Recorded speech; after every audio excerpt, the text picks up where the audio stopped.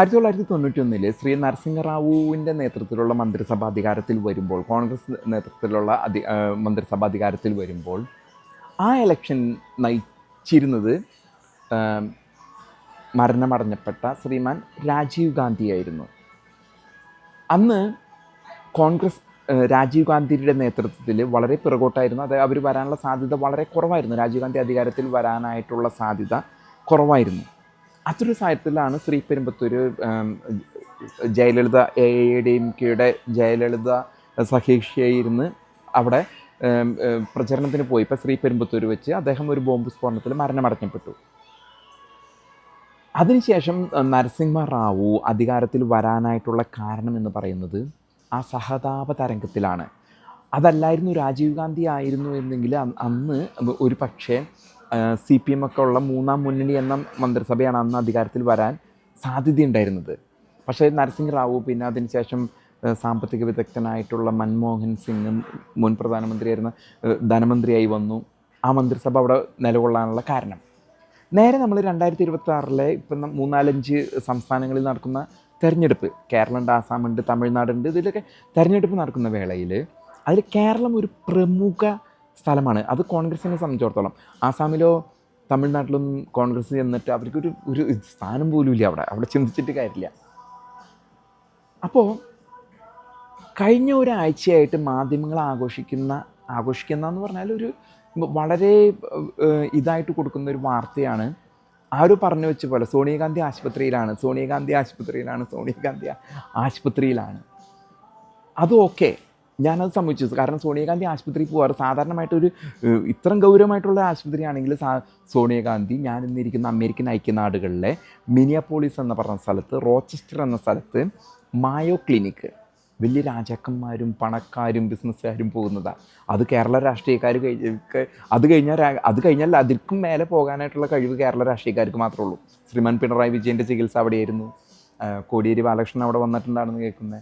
ഒട്ടനവധി ആളുകൾ ഒളിഞ്ചും പാത്തൊക്കെ അവിടെ ചികിത്സയ്ക്ക് വരും. ചിലർ തുറന്ന് പറഞ്ഞു വരും. മലബാർ ക്യാൻസർ സെൻറ്റർ അവിടെ കേരളത്തിലുണ്ട് കേട്ടോ. അത്ര വലിയ ഇവരുടെ ഇടതുപക്ഷത്തിൻ്റെ സംഭാവനയായ മലബാർ ക്യാൻസർ സെൻറ്റർ അവിടെ തലശ്ശേരി എവിടെയും കണ്ടുണ്ട്. അവിടെ ഉള്ളപ്പോഴാണ് ഇവിടെ വന്നത്. അല്ലെങ്കിൽ സോണിയാഗാന്ധിക്ക് AIIMS all India institute of medical sciences, ഇത്രയും വലിയ സംവിധാനങ്ങൾ. പക്ഷേ സോണിയാഗാന്ധിക്ക് ഇവിടെ റോച്ചസ്റ്ററിലെ മായോ ക്ലിനിക് അത് ന്യൂയോർക്കിലായിരുന്നോ എന്ന് എനിക്ക് സംശയമുണ്ട് കേട്ടോ. സോണിയാഗാന്ധി ന്യൂയോർക്കിൽ ആണെന്നും പറഞ്ഞ് റോച്ചസ്റ്ററിൽ പോയോ മായോ ക്ലിനിക്കിൽ ചികിത്സ കഴിച്ചിട്ടുണ്ട്. ഇത്രയും ഗൗരവമായിട്ട് സോണിയാഗാന്ധി 3-4 ആഴ്ച ഇവിടെ നിൽക്കുമെങ്കിൽ ഒരു പക്ഷേ അവർക്ക് ഇവിടെ വന്നതിന് ചികിത്സയ്ക്ക്.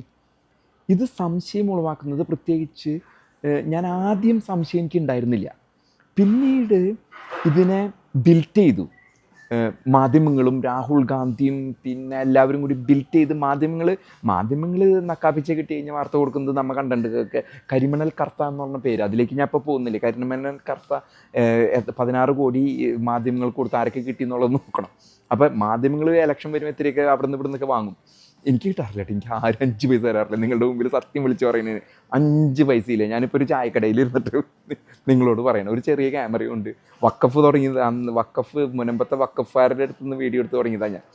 അപ്പോൾ പെട്ടെന്ന് ഒരു ദിവസം പത്രമാധ്യമങ്ങൾ കണ്ടില്ലേ, മലയാളി നേഴ്സാണ് സോണിയാഗാന്ധിനെ ചികിത്സിച്ചത്, മലയാളി നേഴ്സാണ്.